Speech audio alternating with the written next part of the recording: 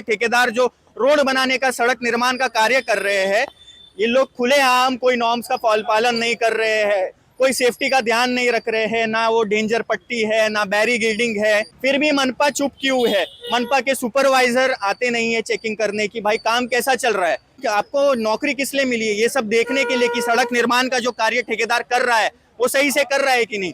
ठेकेदार को आप ठेका मिल जाता है और वो इस तरीके से अंधाधुन बिना सेफ्टी नॉर्म्स का पालन किए, कोई चीज का ध्यान ना रखकर काम करता है, सड़क निर्माण का कार्य करता है और जिसकी वजह से हादसे होते हैं। अभी आज जैसे कि मुझे पता चला, कल किसी एक लेडी की इधर बाइक स्लिप हो गई थी, यही कीचड़ की वजह से, यही जो बैरिकेडिंग नहीं लगी है उसकी वजह से। आज ये एक बस 2 घंटे से करीबन यहाँ फंसे हुई है। जय हिंद दोस्तों, सड़क निर्माण, रोड के कंस्ट्रक्शन में जो ठेकेदार लापरवाही करते हैं उसी का आप एक एग्जाम्पल देखिए।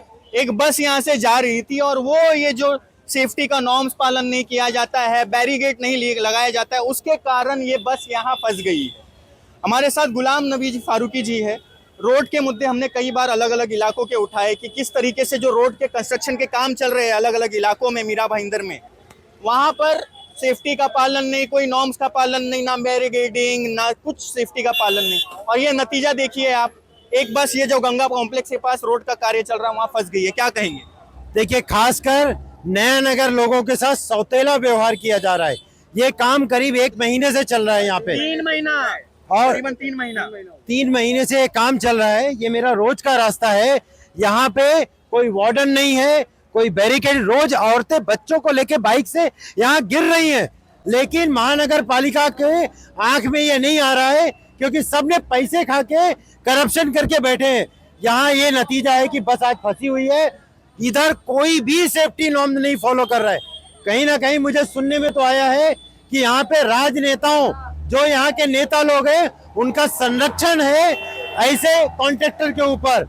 और मैं एमबीएमसी के कमिश्नर से गुजारिश करता हूँ, इसका कॉन्ट्रैक्ट इमीडिएट सस्पेंड करो और जब तक सेफ्टी नॉर्म्स नहीं है या तो रोड को बंद कर दो। यहाँ के लोगों के जान के साथ खिलवाड़ बंद करो। अब अभी आप देखिए कि यहाँ ये बस फंसी हुई है, ट्रैफिक का एक अलग इश्यू। अभी ये जो रास्ते हैं, आप ये साइड देखिए, यहाँ से अगर कोई गलती से गिर गए तो उसके साथ उसको चोट लग सकती है, बड़ा हादसा हो सकता है। ये देखो बस फंस गई है। तो ये जो रोड कंस्ट्रक्शन का जो कॉन्ट्रैक्टर लोग काम लेते हैं वो बस थूक पट्टी का काम करते हैं, मैं ये कहूँगा। तभी तो आप देखिए ना सेफ्टी का पालन, ये डेंजर पट्टी नहीं लगा हुआ है। तो इस तरीके का हम रोड कंस्ट्रक्शन से रिलेटेड जो मीरा भाईंदर में अलग अलग सड़क निर्माण के कार्य चल रहे हैं, ठेकेदार द्वारा वो सिर्फ थूक पट्टी का काम कर रहे हैं, ना जनता की सेफ्टी का ध्यान रख रहे हैं, बस कर रहे हैं, आड़ा टेढ़ा कर रहे हैं। यस। और क्या बोल रहे थे आप कि इधर कोई इससे पहले भी गाड़ी भी कोई फंसी थी?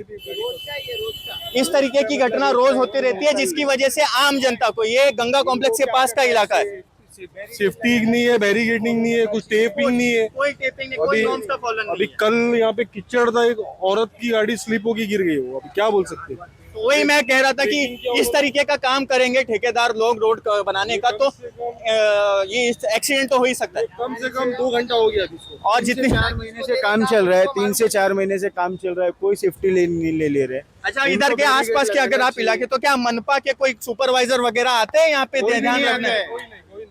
आप देखिए मनपा के सुपरवाइजर भी नहीं आते, क्योंकि उनको सबको पॉकेट मिल गया है ना, उनके जेब में पैसे चले गए इसलिए बैठे। और यहाँ जनता मरे, जनता के साथ कुछ भी हो, उनको कुछ नहीं पड़ी हुई है। यहाँ की जनता की तो कोई कीमत ही नहीं है।